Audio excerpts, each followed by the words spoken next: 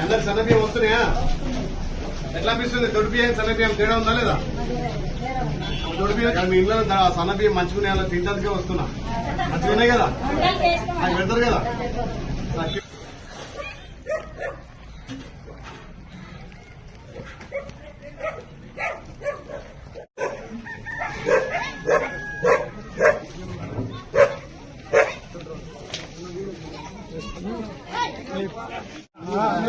ఏం పేరు?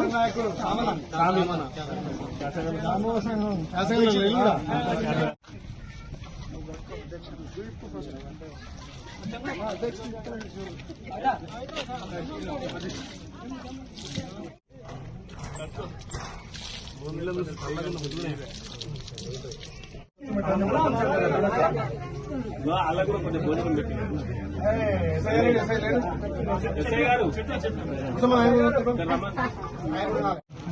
మరి ఎవరిచ్చినవి? ఉన్నత వర్గాలు తినే బియ్యము పేదోడు కూడా తినాలని చెప్పి పన్నెండే సన్నబియ్యం కాదు, ప్రతిరోజు సన్నబియ్యం పేదోడు ఇంటి ఉండాలి. 4 పూటలు మంచిగా తినాలి.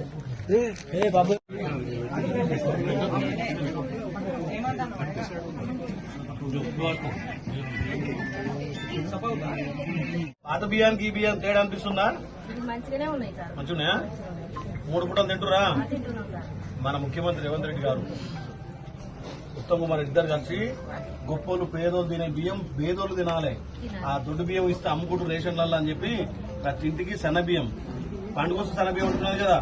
360 రోజులు సంవత్సరానికి పేదోళ్ళ ఇంట్లో సన్న బియ్యం ఉండాలి. మంచిగా ఎట్లా అనిపిస్తుంది? నిజంగా చెప్పు.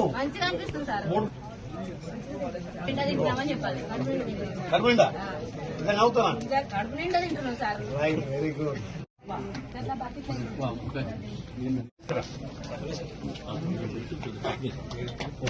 ముగ్గు వచ్చి కట్టుకోలేదు కదా, పక్కన జాగుందా? ఇదే కదా ఇల్లే కదమ్మా.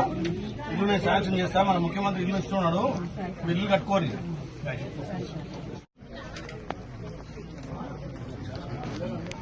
మొహమాట పడుతుంది కొంచెం అన్నం పెట్ట మాతో పాటు తినాలి.